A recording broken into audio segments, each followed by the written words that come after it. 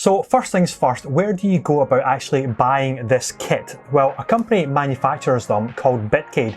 You can go directly to their website and buy direct from them, or like myself, I went to Arcade World UK, and they are a fantastic supplier of everything you can think of to build an arcade cabinet. Or my experience with them before this project was all of my buttons for my fight sticks.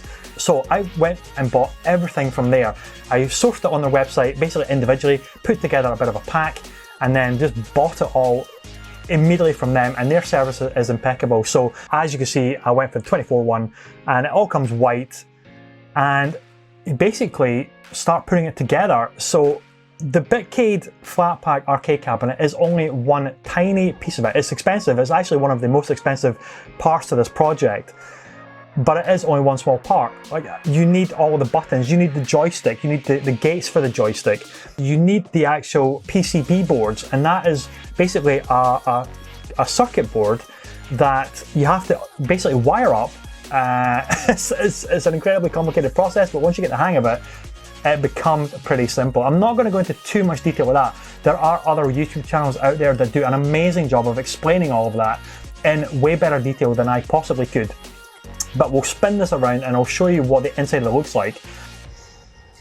Okay, so we've flipped the arcade cabinet on its side and rotated it around. So that is basically what you're seeing. You're seeing the entire inside of this arcade cabinet. Now normally you would have boards up on the bottom here and a big board on the back. So basically you would never see any of this. So regardless of how messy it does actually look and can get in the wiring of this cabinet, once it's all basically boarded up, you wouldn't really be able to see any of this anyway. So bear that in mind. I've just left this exposed so you guys get a really good feel for what the inside of it looks like. I can talk you through some certain bits. And also, if I ever had to replace a button or rewire something, it's very easy just to flip it up on its end, get instant access to basically any kind of component that I have to, and I don't have to unscrew back panels in order to make a quick change. So that is basically the thinking as to why I've just left that like that. So as I mentioned just a little while ago, you can probably see the two PCB boards. So there's one there, and there's one right here as well. And that is essentially your control unit for your inputs. So if you imagine a fight stick would have terminals for every single button. So most common current fight sticks have 8 buttons, not counting like a start and select button or an options and share button, whatever that may be for like current consoles. And the same kind of mentality also matches up for this here. So I decided to wire it up. This bottom row here would be so A, B, C, and then X, Y, and Z. And each button has 2 terminals, which needs a wire each into its corresponding position on the PCB. Now, I did not have a clue how to do any of this when I first bought all of these components. I watched so many YouTube videos, I did so much research on Google. Very, very confusing, and a lot of trial and error to try and get the button working. So what I would recommend is having a PC laptop or something close by when you're doing this, hooking up the joystick, hooking up one button or 2 buttons, and making sure that the wires are the correct way around just by doing a simple input test on your PC. Because ultimately, this connection here, that is just a USB connection into the Raspberry Pi or your PC. So basically, these 2 boards, there's a USB cable there, a USB cable there, coming out from each of the PCB boards, and that gets plugged in to the USB port on the Raspberry Pi or your PC, and it should detect it as any standard USB input. A lot of trial and error, and it does sound like a lot of hassle, but see, once you crack the nugget on it, it is so satisfying. And when it works, oh my god, it is such an incredible feeling that you have this awesome arcade cabinet. So let's get on to the actual Raspberry Pi itself. So I'm going to spin this around again and give you a better look at that. Okay, this right here, this is my Raspberry Pi, and I've got it in a case. Now, a lot of people that I've seen on YouTube, they have their own way of fixing the Raspberry Pi, which is a tiny little circuit board, permanently into the cabinet. I didn't want that. If for whatever reason anything were to happen to the Raspberry Pi circuit board, I wanted the flexibility to be able to modify this cabinet, and that's exactly what I did. So right here you can see these are the two USB cable inputs.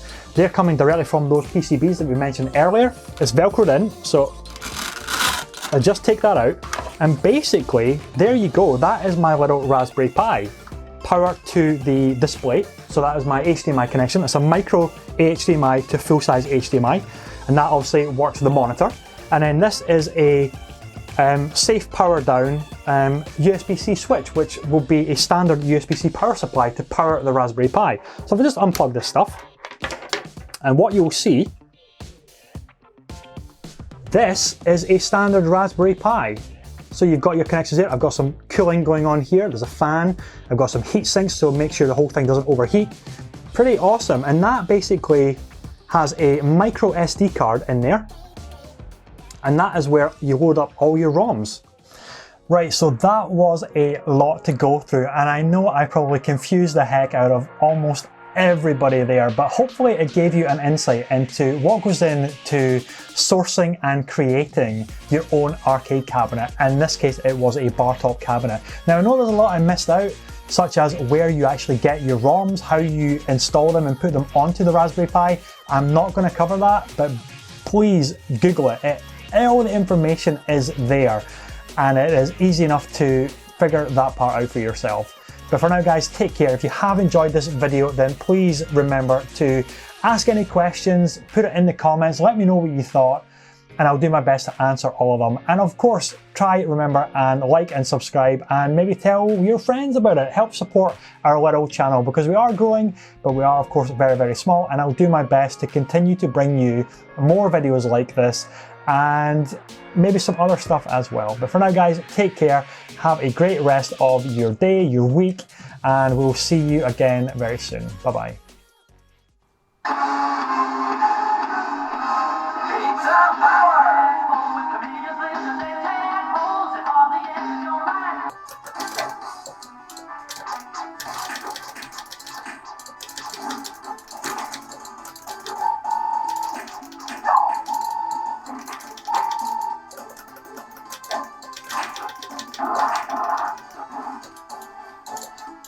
Let it shout, let it shout.